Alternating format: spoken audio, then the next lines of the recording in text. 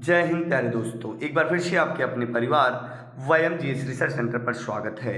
आज है 25 जुलाई। तो 25 जुलाई को बनने वाले सारे महत्वपूर्ण प्रश्न हम इस वीडियो में डिस्कस करेंगे। तो चलिए स्टार्ट करते हैं बिना देर किए हुए।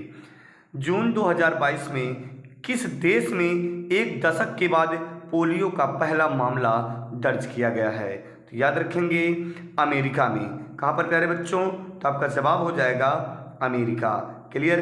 तो बात आई है अमेरिका की, तो याद रखिएगा अमेरिका की राजधानी है वाशिंगटन DC। क्लियर है? इसे कहा जाता है USA यानी United state of America. Clear है? इसमें कुल कितने राज्य हैं? तो आपका जवाब हो जाएगा 50, जिसमें 49वां राज्य है अलास्का। क्या बोलेंगे? अलास्का। और जबकि 50वां राज्य है हवाई द्वीप। क्लियर है? तो याद रखेंगे विश्व का सबसे बड़ा बंदरगाह न्यूयॉर्क अमेरिका में ही स्थित है।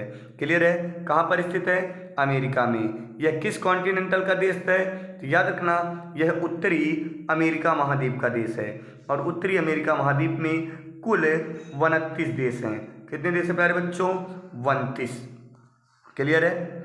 हाल ही में जारी इंडिया इनोवेशन इंडेक्स 2021 में कर्नाटक, मणिपुर और कौन सा शहर पहले स्थान पर है? तो याद रखिएगा हाल ही में जारी इंडिया इनोवेशन इंडेक्स 2021 में कर्नाटक, मणिपुर और चंडीगढ़ शीर्ष स्थान पर हैं। किस स्थान पर प्यारे बच्चों? शीर्ष स्थान पर हैं। क्लियर? तो कर्नाटक, मणिपुर, चंडीगढ़। भारत का कौन सा बोर्ड भारत का पहला 100% लैंडलॉर्ड मॉडल वाला बंदरगाह बन गया है? तो याद रखेंगे जवाहरलाल नेहरू बंदरगाह। कौन सा बंदरगाह?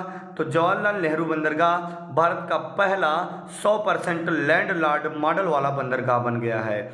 इसी को क्या कहा जाता है? नहवा सेवा बंदरगाह। क्या बोलेंगे प्यारे बच्चों? नहवा सेवा बंदरगाह। किस राज्य में स्थित है? तो महाराष्ट्र में स्थित है।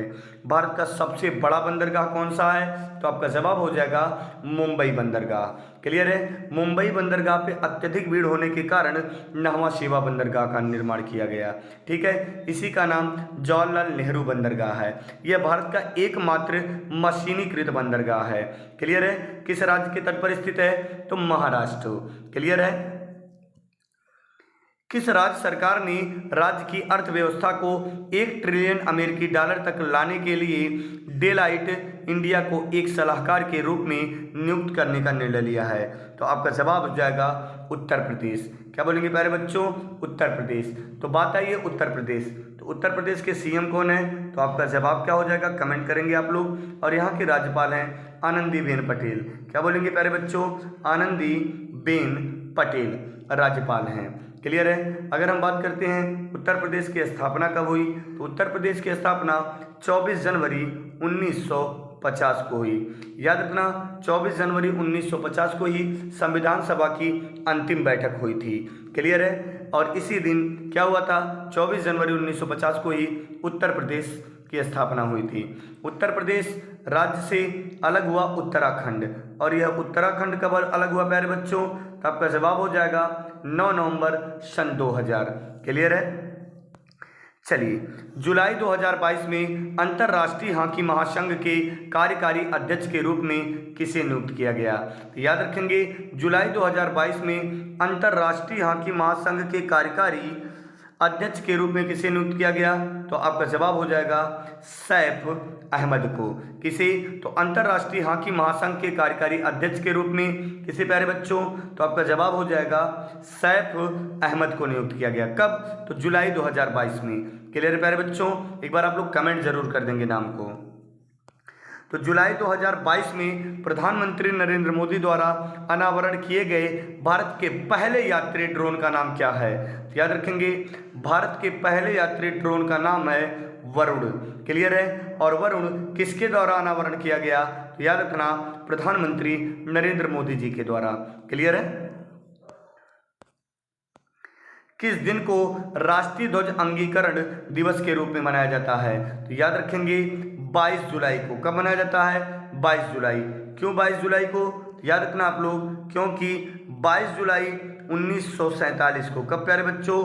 22 जुलाई 1947 को क्या किया गया था? तो याद रखना तिरंगे को राष्ट्रीय ध्वज के रूप में अपनाया गया था। क्लियर है? यही कारण है कि 22 जुलाई को सदैव क्या मनाया जाता है? तो आपका जवाब हो जाएगा राष्ट्रीय ध्वज अंगीकरण दिवस के रूप में मनाया जाता है। क्लियर है? जुलाई 2022 में घोषित 68वें राष्ट्रीय फिल्म पुरस्कार में किस फिल्म ने सर्वश्रेष्ठ फीचर फिल्म का पुरस्कार जीता है? तो याद रखेंगे यहाँ पे ध्यान देने वाला पॉइंट क्या क्या है। सबसे पहला इसका आंसर हो जाएगा सोरारई पोटू।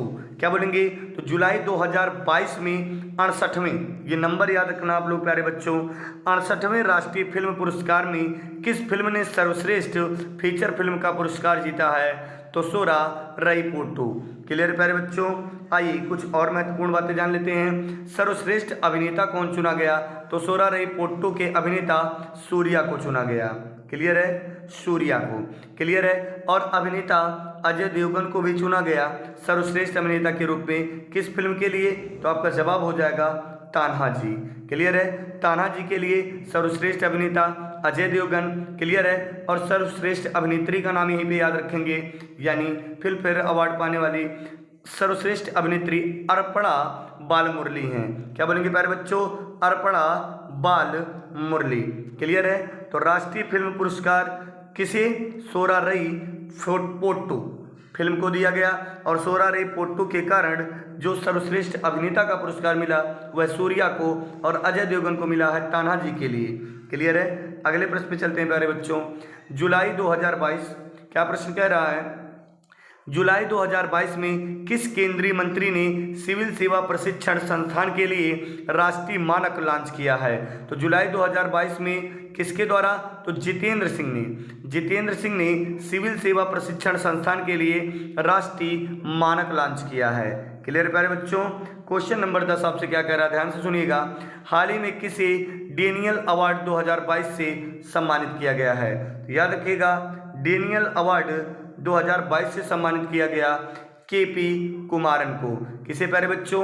तो केपी कुमारन को डेनियल अवार्ड 2022 से सम्मानित किया गया। किसे? केपी कुमारन को। क्या? Daniel award 2022। जितने भी पुरस्कार आपको पढ़ाए जाते हैं उसका एक अब अलग नोट बना लेंगे। क्लियर है? चलिए अब हम प्रीवियस डे का रिवीजन करते हैं। प्रीवियस डे के रिवीजन में वही चीज़ें हैं। अगर आप चैनल पे नए हैं तो आप ये जान लीजिए, वीडियो को पॉज करके आपको कमेंट करना है ये प्रीवियस डे के प्रश्न हैं, और लास्ट में आपको कमेंट करना रहेगा आपके कितने प्रश्न सही हैं। तो पहला प्रश्न है, ध्यान से सुनेंगे। स्वनिर्भर नारी योजना किस राज्य सरकार के द्वारा शुरू किया गया? तो स्वनिर्भर नारी योजना, उम्मीद करते हैं कमेंट कर चुके होंगे। तो स्वनारी तो असम, 7 सिस्टर्स में सभी बहनों से सीमा बनाने वाली तो याद रखना असम है। तो स्वनिर्भर नारी योजना क्या हो जाएगा? असम राज्य की सरकार के द्वारा। क्लियर है? ISSF शूटिंग विश्व कप 2022 में प्रथम स्थान या शीर्ष स्थान किस देश का है? तो आपका जवाब हो जाएगा, उम्मीद करते हैं कमेंट कर चुके होंगे प्यारे बच्चों, भारत। क्लियर है? और भारत ने कुल कितने पदक जीते? तो 15 पदक, जिसमें 5 स्वर्ण हैं, 6 रजत हैं, 4 कांस्य। क्लियर है? तीसरा प्रश्न आप लोग फोकस करेंगे। एशिया कप क्रिकेट का आयोजन किस देश में किया जाएगा? तो एशिया कप क्रिकेट का आयोजन संयुक्त अरब अमीरात में, UAE। कहाँ पर प्यारे बच्चों?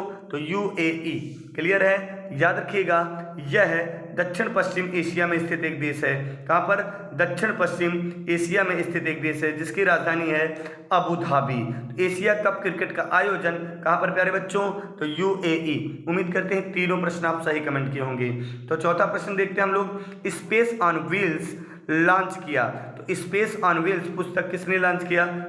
स्पेस ऑन व्हील किसने लॉन्च किया? किस राज्य सरकार ने लॉन्च किया? तो आपका जवाब हो जाएगा त्रिपुरा। क्या बोलेंगे प्यारे बच्चों? त्रिपुरा। क्लियर है? उम्मीद करते हैं यह भी आप सही कमेंट किए होंगे। क्लियर है? लास्ट वाला प्रश्न देखेंगे।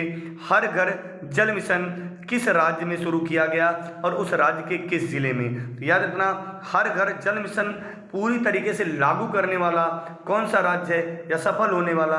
तो मध्य प्रदेश का एक जिला है जिसका नाम है बुरहानपुर। क्या बोलेंगे?